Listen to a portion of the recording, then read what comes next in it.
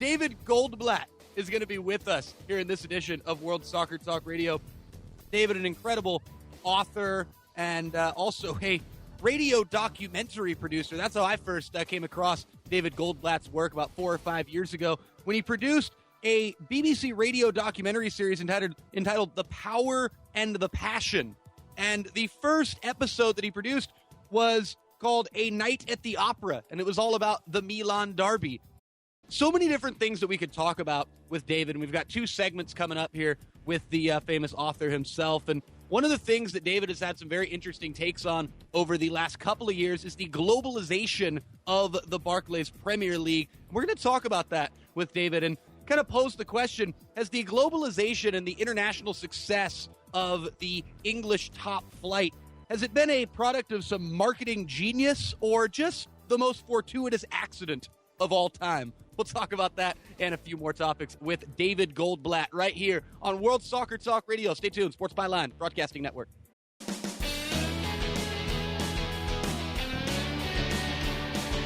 Nate Abarea back here with you on World Soccer Talk Radio, Sports Byline Broadcasting Network. Thanks for subscribing to us on iTunes, TuneIn, Stitcher, iHeartRadio, and checking out the website that started it all, worldsoccertalk.com. Our guest in this edition of the program is one David Goldblatt, the author of The Ball is Round, A Global History of Soccer, The Game of Our Lives, the English Premier League, and the Making of Modern Britain, and Football Nation, the story of Brazil through soccer. And as I talked about in the opening, the way I first came across David's work was his radio documentary series from 4 or 5 years ago entitled The Power and the Passion. Great BBC radio documentary series that is still archived through the BBC World Service. I encourage you all to check that out. David, thank you so much for joining us. How you doing, sir?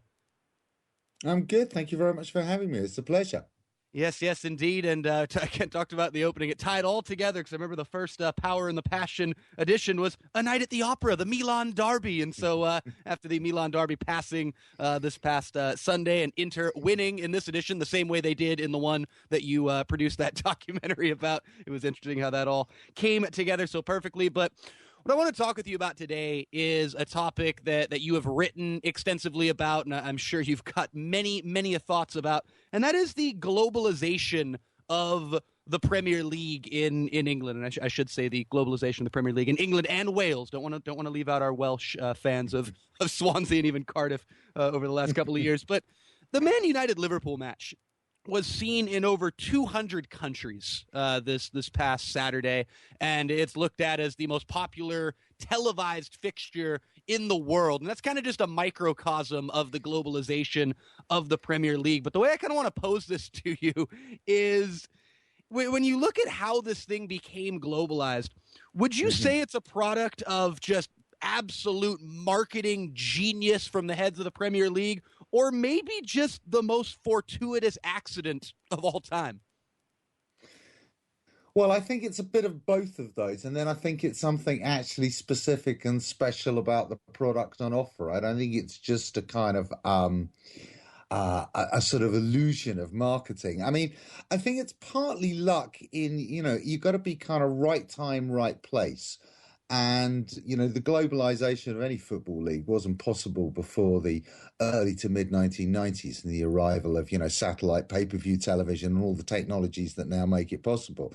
And at that moment, the Premier League was not the leading league in 1992. It was not the one that everybody wanted to watch. And, I don't know if you were watching the Premier League in 1992, but Swindon Town versus Sheffield United still pretty much looked like the old school in 1992 for all the kind of window dressing. And Serie A is easily the most sort of glamorous and globally known and sort of attractive football product, I would say, at that moment, And they've had 10 years of Berlusconi kind of ramping the thing up and those fantastic Milan teams of that era. And, the infrastructure from the World Cup 1990 still looks okay, hasn't fallen apart yet, which, of course, is to come. If they'd have got their act together and Italian football hadn't been so fantastically dysfunctional in so many different ways, they could have grabbed the market there and then. So I think the Premier League was lucky. Is that, in those early years, it's kind of its main opponent, I suppose. Certainly for customers and eyeballs around the world, shot itself in the foot. Um, I think the other thing is, the Premier League, they have been very, very smart about marketing. They've been very smart about the way they actually, cover the spectacle, and Sky Sports has been an important player in that. But people like full stadiums. There's just this crazy, isn't it? Everybody's watching it on the television and the internet and mobile phones, and yet you can't fake the full stadium, and you can't fake, the feel. You can't fake the feel of the crowd. And there's something particular about English football crowds. So I think there's a lot of this in Germany too. Um, that has, yeah, that's been incredibly appealing to the rest of the world. David, we talk about the grassroots of soccer here in America quite a bit on this show, and I kind of want to go over to England and look at a grassroots perspective, or look at this whole thing from a grassroots perspective, and kind of pose this next question to you here, and that is, has the globalization of the Premier League and some of the things, the right moves that you talk about there, has the globalization of the Prem really done anything good for fans and clubs in the lower leagues in England? Has there been a trickle-down effect, or are they just in the same spot that they were in 20 years ago? I think economically there hasn't been very much trickle down. I mean, the main trickle down effect, which in the past, might have been through the transfer market, is, through the parachute payments. So, the championship is now full of teams that for 3 or 4 years after relegation are on what would be in pretty much any league in the world absolutely extraordinary incomes, an extra 30, 40 million pounds a year. I think it's going to be a season under the new television deal, possibly more.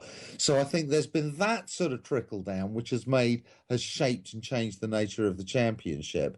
But down in the sort of, third and fourth level in the conference, it's on the one hand, very little money has gone down there. And of course, the gap, the perceived level of inequality, because these things are always relative, has got much greater. But I think also just the extraordinary kind of increase in the sort of status and appeal and interest of football in general, which the Premiership has driven, does have some benefits further down the line. And I kind of think there's some interesting overlaps. Most people at Bristol Rovers, if you go there on a Tuesday night, for an evening game against, I don't know, Forest Green Rovers, people at halftime are checking the League scores, and not just because they've had a bet, because usually they've got a team that they're following in the Champions League. They sort of, there's a little bit of, they keep their interest there, but for live and for kind of meaningful football,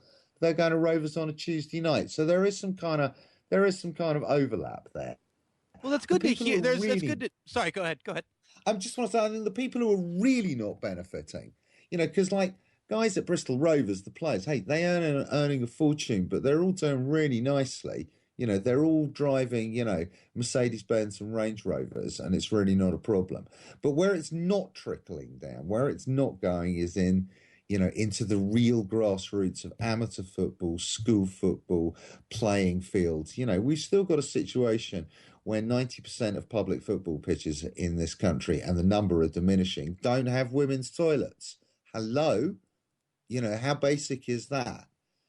So that's really where the trickle down hasn't happened, because there's no mechanism at the moment to make it happen. Well, in the 90 seconds before we got to head to break here, David, when can we expect to see that mechanism, or are we dreaming to think of anything trickling down to the true grassroots level in England, and seeing all this money and all these millions actually do something at the spots where the game began, at the humble beginnings of football in Britain? I mean, pessimism of the intellect, optimism of the will on that one. I mean, it's interesting that the new Conservative government here, the Minister for Culture, who takes some interest in these matters, has actually, even they are saying, really under this historically unprecedented television deal that you've just achieved, there isn't going to be some money coming down to the grassroots. We might, and this is a Conservative government, we might actually have to intervene here. So we'll see.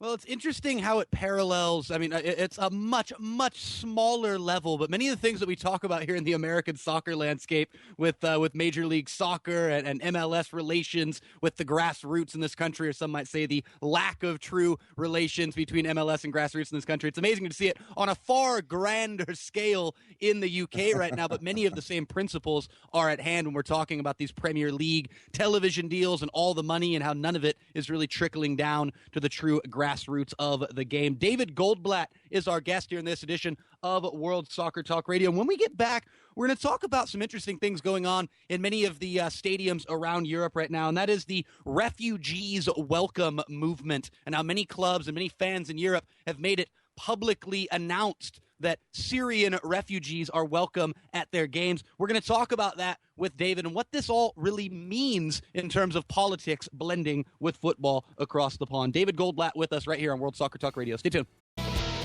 World Soccer Talk Radio back here with you on the Sports Byline Broadcasting Network. Nate Alvarea and David Goldblatt here with you. Now, David, we ended the last segment by kind of transitioning into this new topic after breaking down all the money issues going on in England right now and the lack of trickle down to the grassroots level. And this is a whole nother topic entirely here, but this refugees welcome movement that's going on around Europe. And specifically, we've seen most of it actually in the Bundesliga and in Germany with various sets of fans in the German top flight. What do you make of this pronounced public response from many of these supporters groups and even many of the clubs themselves making it known to everybody that refugees from the Syrian crisis are welcome at their football matches? I just think it's a fantastic act of generosity. Before it's anything else, I just think one should just sort of see it for what it is, which is a sort of genuine and amazing act of generosity, backed not merely by symbols, but, by the German government's policy towards Syrian refugees and the mobilization of resources and goodwill in German civil society. I think it tells us that Germany's a place that understands what it is to be a refugee. A lot of, Germany absorbed 10 million German refugees from the rest of Europe when they got booted out in 1945. People from the east, and subsequently, and that's impressive that they haven't forgotten that. And I think it's amazing that football is one of the main, if not the main place, beyond the sort of like formal political sphere, where people can publicly express this and make a kind of concrete and public pledge about it. I mean, it just demonstrates what a powerful place football is for sort of nurturing notions of solidarity and communality. And, we all live in very individualized, atomized worlds where people don't think a lot about collective solutions and about the needs of others. And wow, it turns out that football is one of the places where that kind of, emotion and imagination is best nurtured. So amazing is what I think. And, it's not just, it's being backed with other stuff. Bayern München, I know, have been donating a lot of money to causes. This is people putting their hands in their pocket and not just fans, as far as I can see. So, the symbols are brilliant, the vibe is brilliant, and then there's a bit of material support as well. So, this is very encouraging. Not necessarily repeated all across the continent. We've got. There's been a reaction in England, and we've had some fan groups showing refugees welcome banners here. The debate is very fraught politically, as you probably know, in this country. And we have smaller independent initiatives from various fan groups. So we have, but it's not quite the German response, which has just been, magnificent.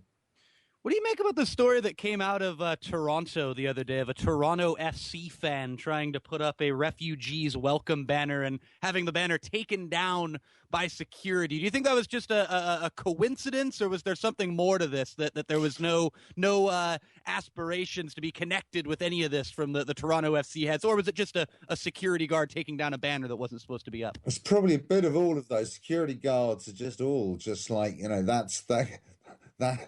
that's basic training, isn't it? See a banner, it's got to come down. Trouble. I think it's interesting. What I understand of the incident is that the club's rules are, no political banners. And there's the question, is an expression of sort of, humanitarian, love and solidarity, though one obviously with all sorts of important economic political implications. Is that politics or is that just a social statement? I mean, if you put up, I wonder, if they put up a sign saying, Jesus saves, or God so loves the world, would that be political? And there's the interesting thing, I think, for Toronto and MLS to ask themselves, and it's interesting that it's not, and as like I say, I don't think it's just about the fact that it gets you on the telly, though of course that's important. It's that, in North America, football has the same kind of nurturing qualities and the possibility of creating these sort of fabulous imagined communities. And of course, the people who run Toronto FC want to think about it as a business all the time. But, there's something more going on, and they should think hard about whether they want to nurture that or whether just, in a sort of bland, commercial and dull way, eradicate that. Well, they should definitely think about all of those things, and no banners, nothing relating to political content. How about just humanitarian content? And that's what just really irritated me about the story. And again, it could just be a complete coincidence. It could have just been a security guard taking down a banner because he was doing his job. But this notion that there's nothing allowed to be political in any MLS stadium, whether it's Toronto all the way to Los Angeles. I want you folks to go back and listen to a show that we have archived where we had our friend Ian Joy on, who played for FC St. Pauli in Germany, a club that their roots with their fans come from their politics, from their humanitarian efforts and what they stand for. And again, many of the points that David's making right here on the show and how these tie into football and how football can accomplish things that many people think are impossible based on just the power of the game and the magnitude of the game and how we can bring people together through football. So I don't want to say shame on you, Toronto FC, but I hope that these things change and people are allowed to put up a banner that simply says refugees welcome in an MLS stadium. Moving on from that topic, I want to ask you before we had to let you go, and I know we only got about 5 more minutes here with you, David. I brought this up with you off air, and I talked about it in the opening as well. The first time I actually ever came across your work was your radio documentary series, the Power and the Passion, which you did for the BBC back, I believe it was 5 years ago, back in 2010 you started that thing. Talk about what the radio means to you, and specifically radio football, radio soccer over the years. I really love radio as a medium, and I particularly like it for doing football because, most of the time, and rightly so, we consume football visually. I mean, I like to listen to a football commentary on the radio, but it's not really much of a substitute, for the visual. So it's quite nice just to do it without the visuals, to kind of allow you to sort of step back and just really hear the stories and the sinews and the structures that make the spectacle that we watch all the time. And I love the intimacy that radio can produce, from just the focus on a single voice. I think that's an extraordinary power. And how I think it also, you're very unencumbered when you make radio. When you make telly, you just like, it's sort of imperial bashing of the situation. We've got to set this up so it's a good camera angle. It's all got to look like this. And with radio, you can disappear. I mean, I made a program about the fans of Beitar Jerusalem and went to see them in a Israeli FA Cup match, third round against Ahi Nazareth, which is a small amateur Arab team in the north of the country. And these are the kind of Likud ultra-nationalist nutters. And I was able to, to have a conversation with the fans, at half time when I caught them praying at the back wall of the stadium, and I said to them, I was able, like they were at the Wailing Wall, the away fans. I said, "What are you doing? You're praying for, praying for goal in the next half." And they looked at me very seriously and said, "No, there's a million Arabs in this country. There they are. I want them to see me praying in their stadium." What an extraordinary moment. You'd never get it on television if you stuck a camera in his face. But radio, quietly, just there as two human beings, you can capture it. David, you got any other radio ideas brewing for any other documentary projects coming up? I was going to ask you about any new book ideas. But what about any more radio documentaries? Well, I'm working away at the moment on a political and cultural history of the Olympic Games. which I'm going to hopefully have out and about next year before the Rio Games 2016. I'm hoping to do some kind of radio version of that. And then beyond that, it's going to be 10 years next year since The Ball Is Round was published. And I can't go back and rewrite it, even though loads of amazing new things have come to light and masses of brilliant work has been done in the last 10 years. But what I would quite like to do is have a go at writing a survey of the last 10 years of global football since The Ball Is Round was published and bring us up to date for Russia 2018. Now, David, in the under 2 minutes that we got left here with you, you are a Bristol Rovers supporter through and through, and we were talking about this off the air. Could you tell the good listeners of World Soccer Talk Radio, as a fan of a team that has been in the lower leagues for so many years, what keeps you interested in the Premier League here in 2015? Oh, well, my first love, is Tottenham Hotspurs, inherited from my father and my grandfather. Love of my life, really, definitely till the age of, 8 or 9. I mean, completely obsessive. So that sort of never goes, I mean, try hard as Tottenham do to eradicate that. And my thing with Tottenham is, the logarithmic scale of position versus wage bill in the Premiership is just absolutely, it's so rock solid. We're going to finish 7th or 6th again, in an amazing season where you're lucky and you've got Gareth Bale, for one great season, or, we can make the Champions League as long as Chelsea, of course, don't win it. Just saying. And that's, I find it hard to kind of maintain the interest when that is basically what's on offer all of the time. So, Rovers, by contrast, is, it's 500 meters from my house. It's an amazingly funny place to go. I mean, no one's going there for art and no one's going there for victory. You're going there for the fact that you hear the funniest insults at goalkeepers I've ever heard in a football stadium. And David, I thoroughly hope that I can get over there on a Tuesday night and go see a Bristol Rovers match there with you. Make sure it's really cold as well.